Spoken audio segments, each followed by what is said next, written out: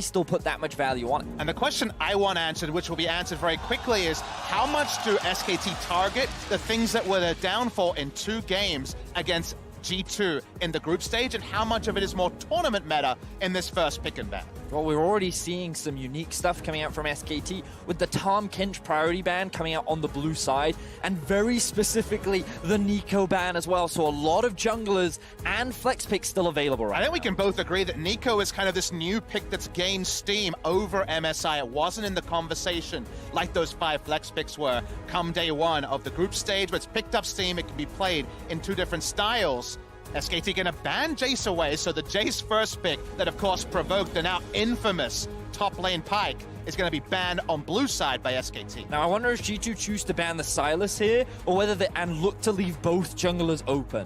That would mean that SKT could get priority on Klid's Jarvan, who I believe is the best Jarvan player in the world, with an answer then for themselves at the rec side. If both junglers are up, Galio looms as kind of a possible first pick. It's away from the flex picks, but it is something that can be so powerful, and it is a Sylas ban. So this means that Jarvan is just preferred by Klid, going for what has so far been a warrior build every time. He's played it 2 games, both wins, with a KDA of 12, 2, and 23. Now, Galio is open, and that is also an undefeated pick for Mata, but holy moly, Sona Taric, do they do it? Well, they could. G2 played it in the finals up against Origin. Oh, they're instantly going to lock it in. SKT, they've led it through the draft. Papa Smithy, does Teddy play Draven? You know, he has been known to flex onto it, and this was something we were talking about backstage. One of my biggest concerns was that SKT were going to leave open Sona Taric and just try the Draven Nautilus into it. It's available as a duo if they want it. Do it, do it, do it! No! Oh. It's a pivot away. Of course, we wanted to see the Draven because it was Draven that helped IG picked up a 16-minute win against SKT Sona Taric. And the Ezreal doesn't apply that much pressure outside of level 1 when it comes to aggressive trades. The Nautilus is probably going to be picked up. It makes this duo lane accountable, but it's not as aggressive as we usually see. And actually, they're flexing very differently, looking for a support that actually picks up the lane presence compared to something like the Ezreal. This is very fascinating coming out from SKT. I guess the goal is to use the long-range harass and farm and pressure tools that a Karma and Ezreal does provide to avoid the Sona from getting those stacks and being aggressive in the laning phase. Or if you want to focus on the Taric, who's a melee champion last hitting at the start, poke him out every time he walks up. So poke, but not necessarily the all-in kill threat of a Draven Nautilus. Now, excuse my goldness here, but what are the chances that's a top Karma? Let's see how the rest of the draft plays out. I just want to throw it out there, as it looks like G2 Esports have locked in Irelia as we enter phase 2. So now the issue that G2 is going to face is that SKT can ban away the Rek'Sai and a potential second jungler, which means that G2 are going to be limited in that jungle pool, whereas for G2, because they get priority, they can look to ban away some of the obnoxious top laners that Card could want to grab up for himself as a blind pick. But if we're going to use the word methodical to describe SKT's composition and just the way SKT has played largely this tournament, you know, very much getting themselves into a position where they know their power level. We kind of know the Sona Taric's power level as the game goes on becomes very, very high towards the sort of time where SKT have been sweeping over opponents. So how can they keep that high tempo up, especially if G2 can show us a comp that can actually deal with Klid's impact on the early game? What fascinates me is that the direction that G2 is going for is very much a team fight style of composition, and where they found the most success during the group stages when they split up the map, when they played the 1-3-1. That is how they got the better of SKT, constantly going for skirmishes, but right now they could be going up in a team fight against one of the best team fighting teams in the world. And you can see the Vladimir and Azir taken off the table. When I see that Azir ban, I also think to myself, what if Faker runs common mid? I want to see how the rest of the draft plays out. We don't have answers yet, because that Irelia could go to Wonder, to Caps, and we'll need to see who locks it in. Final ban is Rek'Sai. So Olaf and Hecarim are 2 junglers here that could be considered that synergize really well with Sona Taric as the game goes on. You want auto attacks to be able to fully abuse what Sona can provide aura-wise as the game goes on. It's also the strongest kind of tempo jungler, but not necessarily going to have winning lanes around the Olafs, which is something to track. SKT, do they look for more team fight, or do they want to reset team fights? Because usually against Sona Taric, a Gragas or something that can team fight AoE reset is kind of a prerequisite. But SKT are They're kind of just in committing to uncharted team. territory at this point, Betty. It feels like SKT are just committing to the fight. They're stacking up all the right. utility. They've gone for Lissandra and Kennen. You couldn't ask for more AoE team fight setup. They have so much engage. They're just going to try and match the Sona Taric in these 25-minute fights. So they're not looking to reset team fights. They're looking to pick people on the way. If you control the map and the 5 members of G2 either have to be super predictable down a long lane, but never actually face check jungle, you can maybe stop the order of things. But speaking of stopping, it's a Morgana, and the Black Shield is going to be super high value. Extremely. And Faker has played Lissandra 11 times this year and won 10 of those games. Let's see what Caps can do on Morgana, because I think Jankos is better. It is a very suspicious Lissandra timing, because this is in a patch where Lissandra, especially for early lane, has been powered down extensively. A blind Lissandra, usually a very defensive choice. I feel like there must be something compositionally here with the required hard lockdown, but in terms of the 1v1, Morgana, just about nothing happening, and Lissandra probably going to be frustrated. The thing I'm looking at right now is the amount of damage available on both sides, because when you think of late game kind of carries, right? Right now, for G2, you're looking at Aurelia being probably the primary damage dealer. Sure, Sona will get some damage herself, but on the side of SKT, you're looking in at Teddy on the Ezreal, potentially Khan on the Kennen to be those primary damage team fight dealers. And it's just fascinating that we have such like low damage comps compared to what we've had so much of in the tournament. There's so much utility in this game that landing those skill shots, when to pick and choose how to use that utility, will be the determining factor in who comes out in these teams. And you say low damage comps, I'm seeing a late game where SKT are going to be just answered completely by the Taric ultimate, so getting things done before Sona and Taric can get all their eggs into the basket. The first 20 minutes need to be decisively SKT's, otherwise there's a lot to like about G2.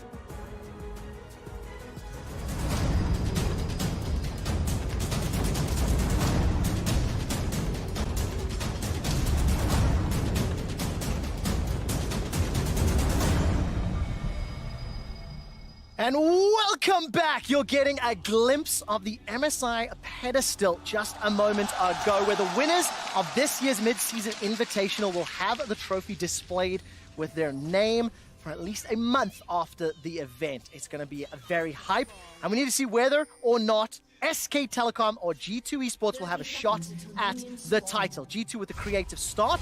Mickey is sitting in the top. Now, the one thing that G2 have not done throughout the group stages of MSI is showcase any kind of special level 1 strats, which they brought out in the final against Origin and caught them off guard. But it's SKT with the leading level 1. And oh, that's a flash forward. I did not anticipate that from Teddy, and already on the board, SK Telecom. And this is so important, because remember, the only Sona Taric game we had in group stages was the big level 1 where SKT's bot lane lost summoners and then found it hard to lane. Now, it's not quite Draven levels of lane pressure from the Ezreal, but a first blood, a welcome start, and that's going to be a Sapphire Crystal to open the lane for the Ezreal. Getting that much closer to the early tier for the Ezreal, and a really great way to kick this series off for the side of SKT. Big blunder there from Perks, being isolated by the blue buff, very quickly gets punished. All right, so let's see what Sona and Taric can do. All of a in trouble. sudden, though, now Marta's actually replied, so that's a flashless bottom lane for SK Telecom. Marta's going to turn this one around. He's sitting on the Ignite. Keep that in mind if any fights break out. But suddenly, if you're Jankos, you're thinking of how can I path around to keep bot side protected? Because right now, both of your laners, who one of them is going to be walking up and harassing in the Sona, the other one a melee champion last hitting in the early game in the Taric, and now down their flashes. So if Clid can set up anything bot side, very difficult for Mickey and Perks to react for the foreseeable future. Clid decided to start on his red buff and actually path up towards the scuttle. So right now he's looking to get some control over the top side of the map, as all of his laners look to have early priority, having the push in bot side, the push in top, and Lissandra already pushed in mid will allow Clid to actually secure what looks to be a 3-buff start. Yeah, very good starts, and that's a terrifying sign for the best performing jungler at the tournament. In Clid, he has secured that red buff. You can see a response from Caps. who's playing his first ever professional Morgana game, by the way, and it's just the chickens for Jankos. But Jankos awkwardly started Sweeper to spot if there was topside vision, and it was just a hair's breadth outside of the Sweeper radius, so that means he doesn't know that he's been completely spotted on the top side. SKT very active in the level 1 warding, and that means that G2 are boxing with shadows a little bit when it comes to these map movements. Yeah, SKT, they have full control over this early game. They have 3 pushing waves. They've already invested good early vision into the river, and this is something we see SKT do a lot in the early game. They want to see when the enemy jungler is looking to contest, and speaking of junglers... Oh, Mata and Jankos, they're going to be trading here. Here comes Clid, though. Flag and drag is available, won't get the knockup. Jankos defensive flash. Teddy connects with a Mystic Shot, and now Caps has made his way. Looking at Faker, he's coming in behind Caps, and he's going to find him. Gets the root down, the flash is interrupted by the Black Shield, and Caps doesn't flash defensively. SKT are up 1,400 gold. We were talking about how they had to play on the front foot because the scaling of G2 is a bit of an inevitability, and SKT keep walking up, and it started with Mata going for a second face check. This time, though, able to get another kill, and all Caps can say is he holds on to his flash, but not his life. SKT once again pushing this early game advantage even further and further ahead of G2, and it just feels like very simple mistakes coming out from the side of G2, and a lot of props to Clid once again reading the enemy jungler and being there to support this SKT in the early game. And interestingly, if you kind of step back and see how this game is washing over you, my kind of feeling from it is that G2 are kind of surprised to see Sonatarek up and a default into something that's worked for them in the past, but SKT, from their active level 1 towards their pathing, seem to have much more of a strategy to play against it than honestly they did playing with it. Well, take a look at this. Teleport coming to the bottom lane. Perks has channeled it already. Caps has made his way down. Remember, it's flashless Mata and Teddy, but it's Jankos that's in trouble. He can't kill Mata. Now G2 are retreating. They invested teleports from mid and from top, and it backfires. Indecision comes out from G2. We saw the Tarek stun sitting on top of Jankos, but he hesitated. He backed off for a second. They missed the stun and then decide to commit anyway. SKT were waiting for that overextension because the moment it happens, Faker's TP comes through, Clid arrives in the nick of time, and immediately SKT find themselves with their 3rd early kill of the game. And that clarity of those calls, I think, is on full display. Vedius, good catch there, because right now it's just another TP that comes in instantly that punishes Jankos when he finally does decide to go aggressive. In the meantime, Khan and Wonder have been very isolated, but if you remember, there was wards and Clid path around topside Scuttle, so the Kennan's happy to walk up and freely get Klepto procs. He's not respecting enemy ganks. Yeah, definitely not. And as it stands, G2 Esports are down 2,000 gold. Now, I do want to remind everybody that G2 Esports did fall behind when they ran the Pyke into Khan's Jace. And it was mid-game skirmishing, as well as Pyke's passive, that really helped them get back in the game. G2 cannot afford to fall further and further behind because they need that time to scale. I mean, the difference between that game and this game is G2 don't have a composition that's built for those mid-game skirmishes. They're going very much on the scaling teamfight angle, and with the fact that SKT have this kind of a lead, it means that they're better set up to force those fights at a point where they are stronger before G2 can really contest. And of any team at this tournament, you definitely look to G2 to say, in the mid-game, what tools do they have to rewrite any level of poor early game and be super decisive at map rotation and picks to turn the game around? And I take that point with the Sonatarek, with the more predictable comp, and definitely a little bit more straightforward for SKT to interact with. Maybe that's the reason the Sonatarek was left open.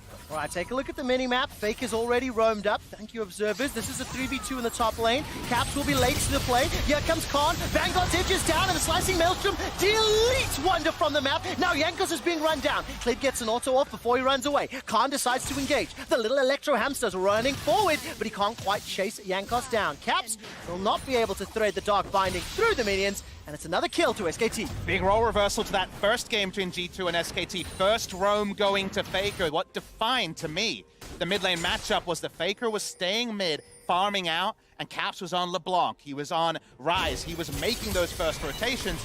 Big change this time for SKT. And this time around, it was Faker who has priority in the matchup. He is the one that is able to wave clear first and move with his jungler. They set up the wave beautifully, and SKT execute what was a very clean dive. They get the flash out of Wonder to boot. You can also see on the minimap that Morgana is just too late to join the party. Wonder actually flashes out of turret range, and even though Faker is taking all these shots, he knows that he can buy time for the rest of his team to find those kills, and they can juggle this aggro beautifully. These first rotations are definitely a product of those early wards topside and then a control ward that has only now been cleared out around the red buff for G2. So nice capitalization from SKT, but just again to confirm expectations, we really see a lot of late game scenarios that G2 win from the power of Sona Taric, both vision setup and team fight. Therefore, SKT need to continue this. It's never enough until you explode Sona and Taric's next. And it's so important to see SK Telecom continue to adapt. Seeing Faker roaming first, which is something he didn't do against Caps. Seeing 4 kills on the board for SKT already, they're ramping up the tempo. And I've got some numbers just to show you. LCK teams, on average, their kills at 15 minutes. If you go back to MSI last year, average 2.2 kills at 15. They escalated a little to an average of 3.1, and this is the year their career to its level underperformed. And now at MSI, 4.6 is the aggregate for And it's actually a counterpoint also to the regular season, where SKT were still playing the largely LCK killless style and going for much slower games. 4+ kills per minute, or 4+ kills at 15 for a Korean team is a monstrously high number, but also a product of the meta you require to be competitive at MSI 2019. All right, let's see whether or not G2 can get on the board. Dark Binding into Soul Shackles will cause a self-cast for Faker. So trade of ultimates, nothing further. Yakos did arrive, but simply too late to the party. And SK Telecom, they will secure that dragon. Now there's a fight in the bottom lane. That's a very good route from Mata.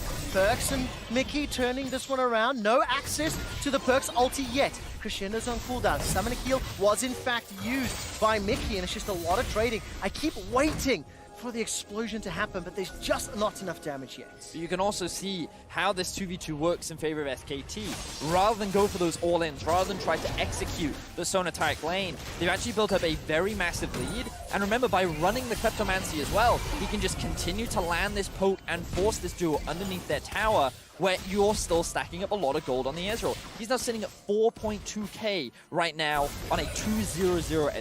And it's not like the Sona or the Taric have a big lead over the Karma, so it's about a 1,400 gold lead so far for SKT. Now, the moment that we see, Sona has cashed in her quest. She can start farming, so she has 2 types of income as bot lane. Well, it's already over. It looks like Teddy's going to be forced to flash defensively. Here comes Caps. Caps gets the kill secure with the soil and then turns his attention to Mata. Mata will get no root, actually, thanks to the Black Shield. And G2 Esports finally find a kill with the roam down bottom. Able to get into the minion wave, but really good roam timing coming from behind. Seems like Teddy was a bit disconnected from the needs of the team. Top side. All right, trade of ultimates for now. Klid's already there. Jankos is too late to the party. And Wonder, who is already down 10 CS, concedes a second death. Beautiful stuff from SKT, answering the kill that happens on the bot side of the map, showcasing that they're not looking to slow down this early game as the TP comes through from Caps. Will they try to force it? He's got the Super Soaker. Khan's able to at least just sidestep that Dark Binding. Faker was nearby, so as it stands, Vedius, 3,000 gold lead. SKT seem to have all the answers. And coming into today's series, the key players that we wanted to look at were the 2 junglers, their early impact, and would Faker be able to control or match the roaming from Caps? What we're seeing is, once again, Klid have another fantastic early game, and it is in fact Faker that is roaming around and making a lot of these side lane plays and working very effectively with his jungler to get a lot of early game leads for SKT. Definitely gives us some insight into those Sandra blind pick. It's not so much the Sandra's power level, but just how proactive you can still be with the small incremental nerfs onto Q in the early game. From a G2 perspective, to bridge into kind of that inevitable Sona Taric late game, what I'm looking at is when Wander can really turn on in the 1v1 matchup against the AP Cannon. Now, Hextech Gunblade does give a lot more lane sustainability, so it kind of sets that timer later, but the moment it's Wit's End plus more coming in from Wander, there should be 1v1 opportunities available for the Aurelia to make this more of a 4-1 game on the side of G2. It's going to take a little bit of time. You can see the itemization. Gunblade already finished for Khan. Proto Belt for Faker. Sheen as well as Manany stacking for Teddy. And mostly thrift shopping outside of that GLP 800. G2 Esports are still ramping up. They're still farming up the gold to get those items. Just one more quick reference as far as this game has played out versus expectations. SK Telecom have the lowest deaths of any team playing the MSI group stage at 71. G2 Esports at 172 are the second highest. We're seeing it come true once again. 100 less deaths in group stage. They both played 10 games. That's 10 games less, 10 deaths less a game for SKT. Yeah. You can feel it already. Now, tower trade will be secured here in favor of SK Telecom. They get the first tower bonus. In fact, there's no minions thanks to True Shot Barrage. G2 cannot even equalize. Turret plating's only up for a minute and a half, and look, Shelly's going to get another charge onto the inner turret. Now, G2 recognized that they couldn't do much up towards the top side, so they actually moved Wonder to mid, and they sent Caps down bottom. Now they're going for a play. Oh man, Mata's already gone. Gets caught by the Soul Shackles. Tower is now going to be the focus, but it's at what cost? There's 1 kill for 2 towers. That is the definition of not worth. The Rift Herald's going to get another charge, this time onto an inhibitor turret. G2 No one's going back. Are committing to the play. Where is the support? Yankos is down bottom as well. Clid and Khan are going to back away. 3 towers secured already, and this may be number 4. I'll be honest, I have no idea what G2 are doing right now. They've just conceded so much gold to SK Telecom, who've now ballooned their early game lead to about 4,000 gold. All right, let's take a look. There is a teleport coming in here, I believe, from Perks. He will complete it. Faker and Khan are already escaping. They've saved the tower, but they've got an exposed inhibitor, down 4,500 gold, and it feels like SK Telecom are just running around them. The only small sliver for G2 is they were last bot side, so maybe they'll have first set up for the Infernal Drake that's spawning right now, but it's not worth the cost of losing your inhibitor turret. We're going to watch the replay here. Mata walks up, I assume to buy time, but the TP does seal his fate. He's going to die by hook or by crook to somebody. It should be mentioned that actually taking advantage of a downed inhibitor turret in the top side this early is quite tricky, but SKT, in spite of what I say, just roll up to the Infernal, and what can G2 do to stop them? The answer seems to be very little. And I think you're 100% right, Bumpy. It's difficult to get that inhibitor at this stage of the game. What's more concerning for me, G2's decision-making process. We've seen some problematic pathing that You were reaching for a word there. I was trying to find the right word. Which was punished by SKT handily, and SKT have just accelerated. They've got the 2 dragons, they've got the 5k gold lead, 4 towers to 0. Bot lane tower didn't even drop. But we should at least kind of pay lip service to what having a downed inhibitor you can't return to, down inhibitor turret very early in the game means. It means someone is farming very safely, and SKT continue to need group, like we see from Khan here. So if there's a chance they can find something, we could see it turn into something, but that requires SKT to slow down. I mean, I love that you mentioned it, because if we get the opportunity to pan up to Wonder, you'll notice that he's not actually hard pushing that wave. He's just last hitting it every now and then. He's trying to keep the wave here to deny farm from Khan and actually pick up farm for himself. He's actually going to sacrifice the inhibitor so that they can just keep farm funneled into the top side of the map. I mean, if the call is safe farm minions forever to buy time, that's exactly what they've done. Wow. Well, it kind of has to be if he's watching his inhibitor go down. So it's very interesting that they're trying to take stock and get something out of what looked like a dire situation. Coming into this game, we had said that SK Telecom were one of these teams that they look at a playbook, they can play the playbook flawlessly. When they get ahead, they can follow all the steps to win. G2 likes to look at that playbook, go, I don't like page number 3, rip it out, and scribble in their own options. That's an example of what we're seeing. And let's talk about when that's effective, when there's no Baron to go and take while someone is freezing. That inhibitor will respawn around the time that Baron is respawning, or actually spawning for the first time. So there is actually going to be some weird interactions. You never have this long a lane. Freezing in the 2019 meta is something that LS and other people have talked about, but hasn't really been explored. Let's see if G2 can find a win there. I mean, so on the one hand, you can be like, sure, I understand the theory, but on the other hand, you kind of have to look at what's currently on your screen. And that is a 5,000 gold deficit that G2 find themselves in. They actually have no pressure anywhere on the map. They have no vision. Like, sure, they've got vision on the bot side of their jungle right now because SKT have backed off, but SKT have full control over the map. And so, like, now I'm like, on paper, surely SKT should just win. But I love listening to the tone of your voice, because the tone of your voice says, this is really interesting. I would have loved to learn about this in a game against Rogue. Perhaps not in the first game of the semi-final. maybe G2 Esports are thinking the same thing. Faker does not follow the claw forward. But again, it speaks to the creativity of this team. Now, obviously, SK Telecom are in the lead. SK Telecom have a gigantic advantage, and they are still anticipated to close this out. But these question marks that G2 have thrown are very interesting to explore. Look at the pressure, even without Baron, on these inner turrets, both middle and bots. But remember, your goal now as SKT is, okay, they're just sacking things, let's get more. At some point, you have to dive, and then we're talking about diving Cosmic Radiance. that doesn't have item scaling. You're talking about diving, Crescendo, a Morgana. There is actually quite a lot of ways to stabilize, but, and I'm kind of in the Vedius camp here, that's very fanciful, because if it doesn't work, then you're going to have 2 inhibitors down, and then we're dealing with too many fires. At the end of the day, G2 Esports have bet all their chips on their Nexus turret.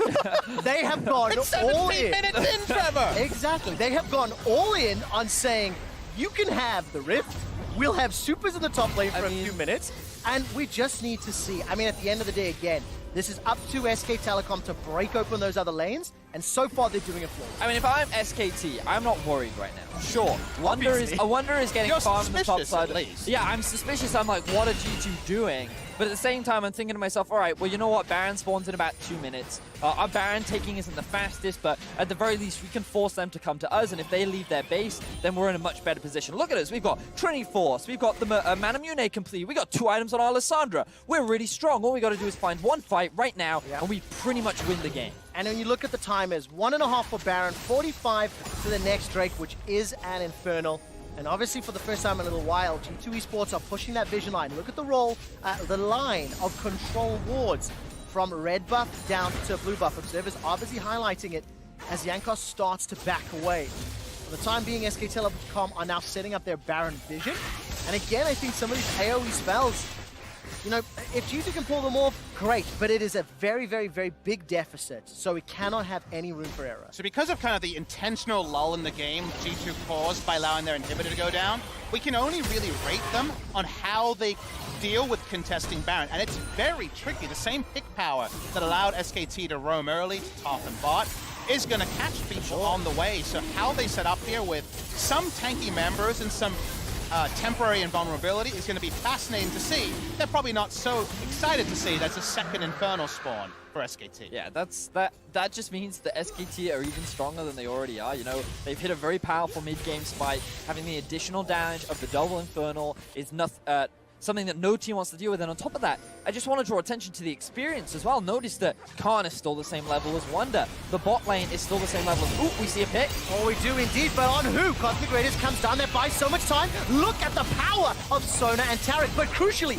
those ultimates are not available. If SK Telecom keep pressuring, then there's trouble for G2. True Shot Barrage forces a defensive retreat. The tower falls in the interim, and Caps is finally leaving top lane. He finished his recall, now the inhibitor turret's under pressure. Teddy is so strong, has Ardent Sensor on top of 2 items. They're not looking for the Baron at all, and Wonder's coming from the flank. All right, the Dazzle will not find a target. G2 are so low. Jankos has got to be very, very careful. Wonder fancying his chances. Already gets one. That's a second kill for G2. Vanguard's Edge buys some time, but look at Teddy. He's flashed away to the right. Faker is down, taken out by Caps, but at what cost? Here comes Clid. Dragon Strike as well as the Karma Q. Picks up a kill. Now Teddy's running onto Perks. He's got double buffs available. But look at the power chords from Perks. He's in so much trouble.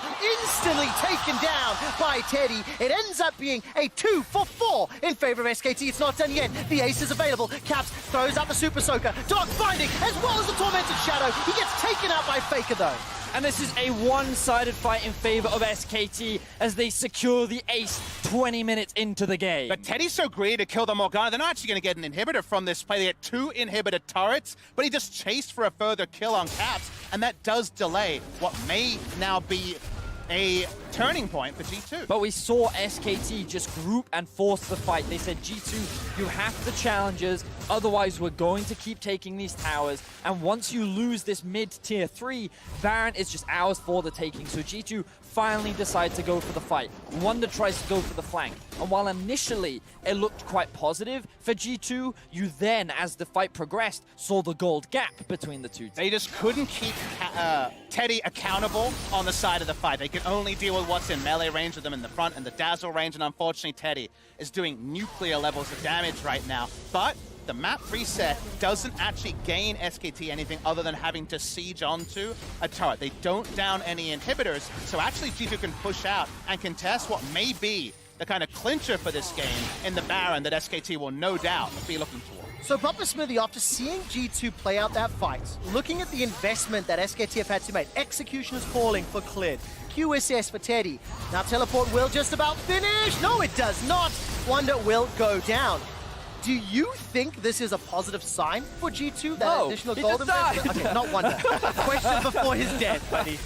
You know, and seeing that G2 still have some teamfight prowess, but the gap just feels too big right now. You definitely understand the on-the-fly shot calling, but it's fanciful rather than intentional. You never want to choose to give up an inhibitor with that little pushing on your own. So you see the genesis of it. The result, though, let's see. All right, Dark Binding will tag out Faker. He's dropped pretty low. Khan's spell shield will get popped, and Teddy is putting pressure in the mid lane. Look at those Mystic shots. Very good sidestep from Mata. He gets out of range of that Dark Binding, and G2 have defended the bottom turret. That's right, SKT are looking for a third inhibitor turret rather than a Baron start or taking an inhibitor. So again, SKT net neutral. After 2 times we've seen them get what on paper was another match-ending victory. I legitimately thought that they would just immediately go to the Baron there, right? Rather than try and force down these inhibs with a numbers advantage and with many of their ultimates still available, I felt like they could have forced it, but instead they decided to just keep the pressure in. Now it looks like that they're trying to set up vision back around this area as both teams are starting to regroup and reset. And when you start to inspect items, again, you can give SKT credit again and again, but there's always a turning point for the Sonataric comp, and it's not always a certain amount of gold difference. It's sometimes just, we have all our items, we're ready to go. So given that SKT are starting to play with their food, they need to find a match-ending pick or Baron very soon. All right, this is a teleport into the mid lane. G2 feel the Baron pressure. Perks is coming in, but Caps may already be gone. He goes golden thanks to the Hourglass. Khan's coming in with a slicing maelstrom into all of G2! Caps is already down. Perks follows. Finally cleared his kill, but it is a whitewash as G2 get obliterated. Mickey is running for his life, and Teddy's having none of it. Mystic shot, arcane shift, tagging him down, and G2 are ace. Asking you shall receive. That's when they need to kill the game. Pre-30, they get their picks. The slicing maelstrom is massive, and SKT should win the game here. Wow, they're onto the Nexus turrets. That's the first one falling. G2 Esports have been obliterated in the opening game. SK Telecom send a salvo and a message to the LEC champions that we are here to win. Honestly, a very clean game from the side of SKT. They lived up to many of the expectations that they set. Cleared in the early game, doing a fantastic job of finding those leads. Teddy finding that first blood onto the Sona to get that lane ahead, and with 3 pressuring lanes, SKT knew exactly what to do with it and built up an insurmountable. And unacceptable mistakes on the side of G2 in the early game, conceding those advantages to just unlock and allow SKT to go further. And when we think of the G2 victories in the past, especially if you're thinking of the second game between G2 and SKT, it's when they let the Pyke do what it does best, go around and kill people. That was kind of the explosive turn in the game. The explosive turn here, kind of crazy, kind of contradiction of terms, was giving up an inhibitor and seeing how that could work out in terms of freezes, a much more defensive one. It was an explosive call, one that I'm sure we talked about a lot, and I want to hear exactly what the State Farm analyst desk has to say about SKT's win. Thank you very much, Quick Shot. Not how most would have expected this series to open up, I think. SKT grabbing game 1 in absolute dominant fashion here over G2. Yeah, and I love that in a best of 5, a combination that SKT obviously tried once against IG, the Sonataric, and lost in 16 minutes, otherwise never really used in the LCK, never used by SKT, apart from that one game. They still leave it open and say, okay, let's see, just grab it. Do you want to take it? Yes. We feel like we can actually still beat it. If not, then you can just ban it for the rest of the series. So I think it's very smart to leave it open in game 1. So, Frosk, isolating the draft from the game, how do you feel it played out?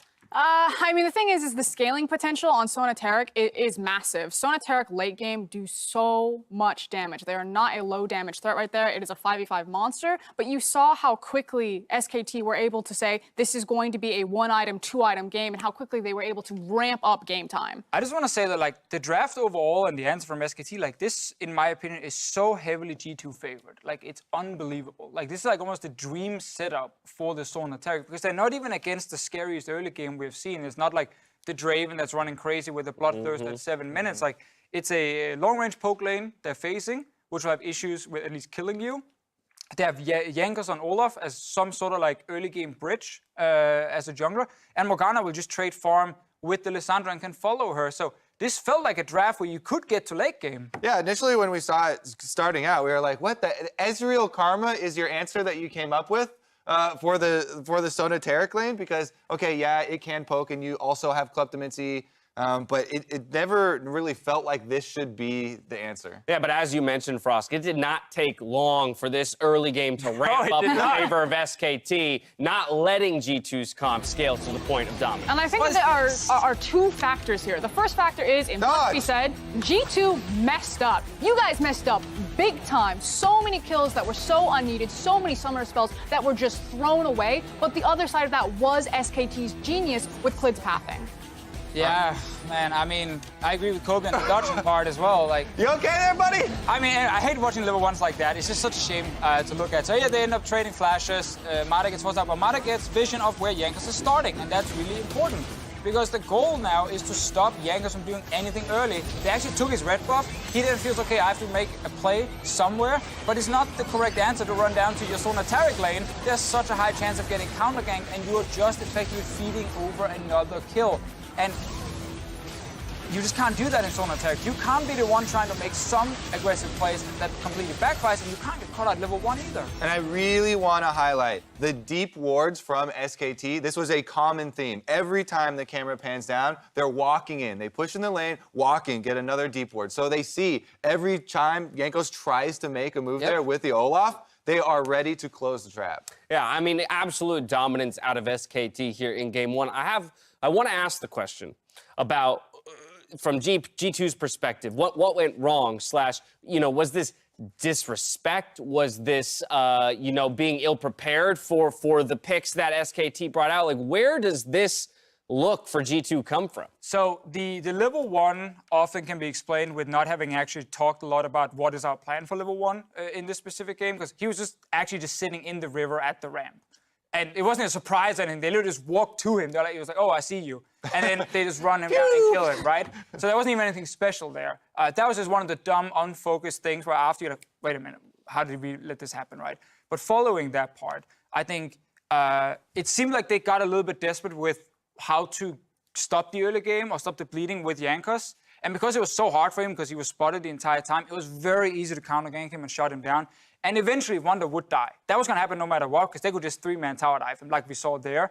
And that's where it just started going really wrong for G2. It just felt like G2 had bad reads on what their win conditions were going to be in the lane. Like, it's easy for them to say, okay, this is when this composition turns online, but in the minute trades, the fact that, Caps was going for the kill on Faker with his ultimate against the likes of Lissandra, and yeah, they had Olaf there. Okay. I don't like it because then they try to make the play bottom, and if he has ultimate there, and it's easy to say, hindsight analysis there, well, maybe they retroactively went for that gank bottom, but you didn't have perfect information on Klid, and you're also against a Lissandra, and you're expending really valuable cooldowns in a window that if you had saved them, if you had tried to just trade farm back and forth, that maybe you find more, higher opportunities later. Like, you have a 100% chance to make a play versus the 50% chance. I have to jump in here before we head to a break. Faker going to pick up MasterCard Player of the Game. In a game that was this big of a smash, quite possibly could have gone to anyone, but this man in the mid lane, we've talked about him looking to reassert himself and the dynasty that once was SKT. This is a big step towards that. Game 1 went the way of SKT. We'll see if G2 bounces back when we return.